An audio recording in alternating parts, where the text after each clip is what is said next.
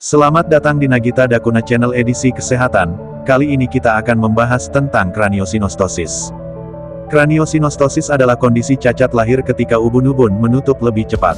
Akibatnya, kepala bayi berkembang dengan tidak normal dan menyebabkan bentuk kepala bayi tampak tidak sempurna. Pada awalnya, tulang tengkorak bukan satu tulang utuh yang berdiri sendiri, melainkan gabungan dari beberapa tulang yang dihubungkan oleh ubun-ubun. Ubun-ubun akan tetap terbuka sampai bayi berusia 2 tahun agar otak bayi bisa berkembang. Setelah itu, ubun-ubun akan menutup dan membentuk tulang tengkorak yang padat. Pada bayi dengan kraniosinostosis, ubun-ubun menutup lebih cepat sebelum otak bayi terbentuk sempurna. Kondisi ini membuat otak mendorong tulang tengkorak sehingga bentuk kepala bayi menjadi tidak proporsional. Bila tidak ditangani, kraniosinostosis dapat menyebabkan perubahan bentuk kepala dan wajah secara permanen. Tekanan di dalam rongga kepala bisa meningkat dan memicu kondisi yang serius, seperti kebutaan hingga kematian.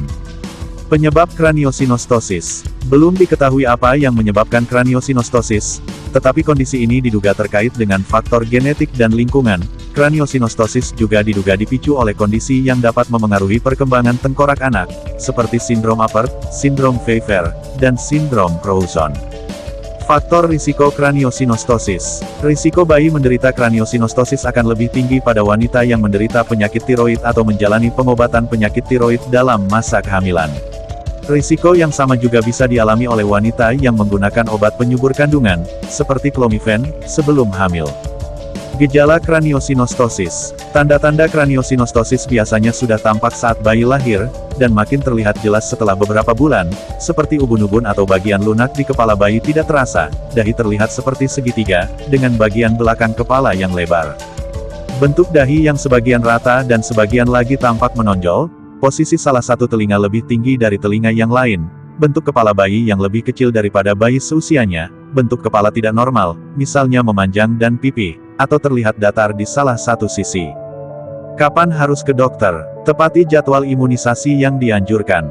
Dokter anak akan memantau tumbuh kembang anak saat imunisasi, termasuk pertumbuhan kepalanya. Bila Anda menduga ada keganjilan pada perkembangan atau bentuk kepala anak, jangan tunda untuk segera memeriksakannya ke dokter. Perlu diketahui, bentuk kepala bayi yang tidak normal tidak selalu menandakan kraniosinostosis.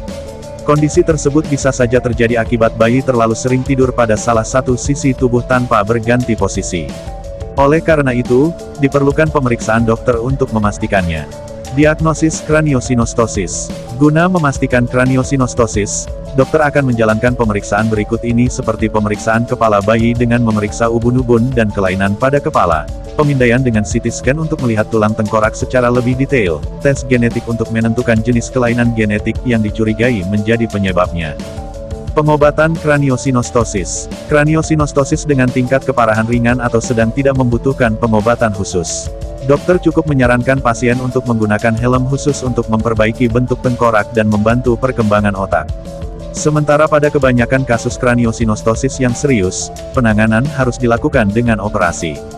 Operasi untuk kraniosinostosis tergantung pada tingkat keparahan kraniosinostosis dan apakah terdapat kelainan genetik yang mendasarinya. Tujuannya adalah untuk mengurangi dan mencegah munculnya tekanan pada otak, membuat ruang di tengkorak agar otak bisa berkembang, dan memperbaiki bentuk tengkorak. Ada 2 jenis operasi yang bisa dilakukan untuk menangani kraniosinostosis. 1. Bedah endoskopi. Bedah ini dilakukan pada bayi usia di bawah 6 bulan. Prosedur ini hanya memerlukan 1 hari rawat inap dan tidak memerlukan transfusi darah. Setelah prosedur ini, terapi dengan helm khusus dapat dilakukan untuk memperbaiki bentuk tengkorak. 2. Bedah terbuka. Prosedur ini dilakukan pada bayi berusia di atas 6 bulan. Bedah terbuka memerlukan 3-4 hari rawat inap dan transfusi darah. Komplikasi kraniosinostosis. Kraniosinostosis ringan yang dibiarkan tanpa pengobatan dapat menyebabkan perubahan bentuk kepala dan wajah secara permanen. Akibatnya, penderita kraniosinostosis merasa malu untuk berbaur dengan masyarakat. Penderita kraniosinostosis parah berisiko mengalami peningkatan tekanan intrakranial atau tekanan di dalam rongga kepala. Jika tidak ditangani, peningkatan tekanan intrakranial bisa memicu kondisi serius seperti gangguan perkembangan, gangguan gerakan bola mata, gangguan kognitif atau belajar dan berpikir, kejang, kebutaan. Pencegahan kraniosinostosis. Kraniosinostosis sulit dicegah, karena kondisi ini merupakan kelainan bawaan akibat faktor genetik. Akan tetapi, pemeriksaan kehamilan secara rutin dapat dilakukan untuk mendeteksi dini timbulnya kondisi ini pada janin. Lalu, bayi yang terlahir dengan kraniosinostosis perlu kontrol rutin ke dokter untuk memantau perkembangan otak dan fungsinya. Hal ini bertujuan untuk penanganan sedini mungkin bila bayi diduga mengalami gangguan perkembangan otak. Salam sehat, sampai jumpa di video selanjutnya. Terima kasih.